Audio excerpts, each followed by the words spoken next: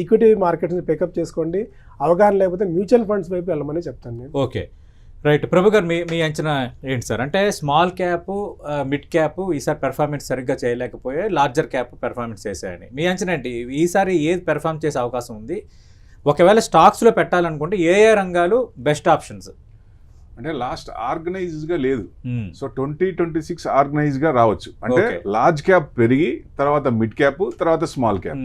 So ఈ sequence ఉన్నప్పుడు strong గా ఉన్నట్టు ఫండమెంటల్ గా మూడిట్లో సేఫ్ జోన్ ఉన్నట్టు ఆ సీక్వెన్స్ గా రావాలి. సో ఆ రకంగా ఇప్పుడు 2026 లో రావచ్చు అనేది. ఎందుకంటే యుఎస్ చూసాం అనుకోండి, కొంచెం అక్కడ డీడాలరైజేషన్ అవుతుంది. ఓకే, సో అక్కడ ప్రాబ్లమ్స్ ఉన్నాయి కాబట్టి, అక్కడ ప్రాబ్లమ్స్ ఉన్నప్పుడు ఎక్కడికి వెళ్ళాలి? ఆ ఇన్వెస్టర్స్ అన్న బయటకు వస్తారు. ఎక్కడికి వెళ్ళాలి? సో ఆల్టర్నేట్ ఎక్కడ? So India. సేఫ్ హెవెన్ ఎక్కడ?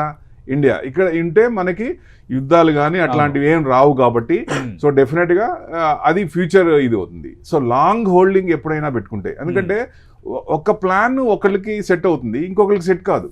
సో 1 to 1 ఉంటుంది. సో అందుకని మేమేం చేస్తాం, జనరల్ గా వాళ్ళు పూర్తిగా డాక్టర్ దగ్గరికి వెళ్ళినప్పుడు పూర్తిగా ప్రాబ్లమ్స్ ఏమున్నాయో మొత్తం చెప్పాలి. అట్లానే అనలిస్ట్ దగ్గరికి వచ్చినప్పుడు పూర్తిగా వాళ్ళ అవసరాలు, వాళ్ళ గోల్స్, టార్గెట్స్ మొత్తం చెప్తే దానికి అనుగుణంగా ఏది సూట్ అవుతుందో పెడితే ప్లాన్ ఇస్తాం. దాని ప్రకారం ఉండొచ్చు.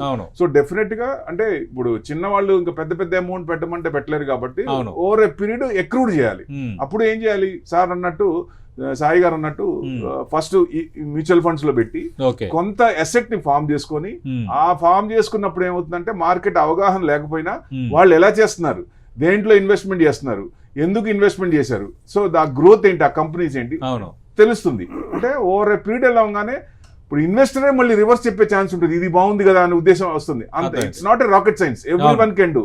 అంటే it's a hard and money. పెట్టేటప్పుడు ఎవరు చెప్పినా, ఏ అనలిస్ట్ చెప్పినా అది వాళ్ళు కూడా అబ్జర్వ్ చేయాలి. అబ్జర్వ్ చేసి ఇది పెరుగుతుందా లేదా, కన్సిస్టెంట్ గా 14 to 15% సిఏజీఆర్ ఇస్తుందా లేదా. అంటే కంపెనీ యొక్క డైవర్సిఫికేషన్ ఆఫ్ ఫండ్స్ దగ్గర దెబ్బతింటాయి. సో మన కార్వి కూడా చూసాం కదా, డైవర్సిఫికేషన్ ఫండ్స్ దగ్గర దెబ్బతింది. సో అట్లానే ఏ కంపెనీ అయినా ఆ డైవర్సిఫికేషన్ ఆఫ్ ఫండ్స్ దగ్గర ఉంటాయి కాబట్టి వాళ్ళు ఏం చేస్తున్నారు, ప్రొజెక్షన్ ఎలా ఇస్తున్నారు.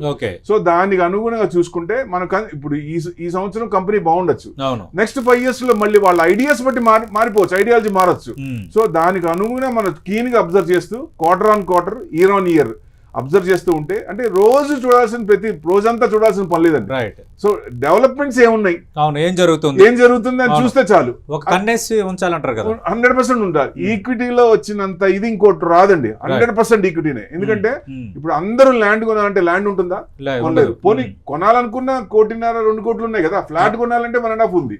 సో అంత పెట్టి కొనలేరు. సో ఆల్టర్నేట్ గా 5 లక్షలు 10 లక్షలు దాని పెర్ఫార్మెన్స్ ప్రతి గంటలో మీరు చూసుకోవచ్చు, అంటే ప్రతిరోజు చూసుకోవచ్చు మీరు పెర్ఫార్మెన్స్. అవునండి, అవసరమైనప్పుడు డబ్బులు రావు. సో రియల్ ఎస్టేట్ లో అయితే అదే ఈక్విటీ చూడండి, మీకు సేఫ్టీ బ్యాంకుల్లో కంటే ఈక్విటీ బెస్ట్. ఎందుకంటే మీకు తెలియకుండా ఒక షేర్ అన్న బయటకు రాదు. సో డెఫినెట్ గా మన ఇమీడియట్ లిక్విడేషన్ ఉంది, ఇవాళ అమ్మితే నెక్స్ట్ డే వస్తుంది, డబ్బులు వచ్చేస్తున్నాయి నెక్స్ట్ డే మార్నింగ్ కల్లా. ఒకవేళ నెక్స్ట్ మేబీ డిసెంబర్ ఎండింగ్ కి అమ్మిన గంటలో డబ్బులు వస్తాయి, లిక్విడేషన్ ఉంది, మనకి ఇంకేం కావాలా? సో డెఫినెట్ గా ఎవరైనా సరే అవసరానికి మనం సంపాదించిన డబ్బులు మన అవసరానికి అక్కడికి రావాలి. అక్కర లేనప్పుడు వేస్ట్ కదా. So equity is the best అంట 100% లాంగ్ టర్మ్. అంటే ఇది పడినప్పుడు ఈ అవకాశాలను సద్వినియోగం చేసుకుంటే డెఫినెట్ గా ఒక అసెట్ ఫామ్ చేసుకోవచ్చు. ఆ అసెట్ లోనే ఈక్విటీని ఎక్కువ పెట్టకుండా డైవర్సిఫికేషన్ చేయమంటా నేను. ఎందుకంటే ఇప్పుడు 70 years వాళ్ళు చూసాం, 70 years వాళ్ళు చూస్తే ఈక్విటీ పర్సెంటేజ్ ఎక్కువ ఉందండి. ఇదివరకు 70% వాళ్ళు ఏం చూస్తే డెట్ పెంచుకొని ఈక్విటీ తగ్గించేవాళ్ళు. కానీ ఈక్విటీ మీద నమ్మకంతో సో డెఫినెట్ గా లాంగ్ రన్ లో ఇప్పుడు నాకు కాకపోయినా నెక్స్ట్ జనరేషన్ కన్నా ఇది మంచి ఫ్రూట్స్ ఇస్తాయనే ఉద్దేశంతో ఐడియాలజీతో ఉన్నారు. సో లివరేజెస్ పెరిగినాయి, ఇమ్మీడియట్ గా అవసరం లేదు. సో అలాంటి వాళ్ళకి ఏంటి, మల్టీఫోల్డ్ చేసుకోవాలి. So equity is always best అండి.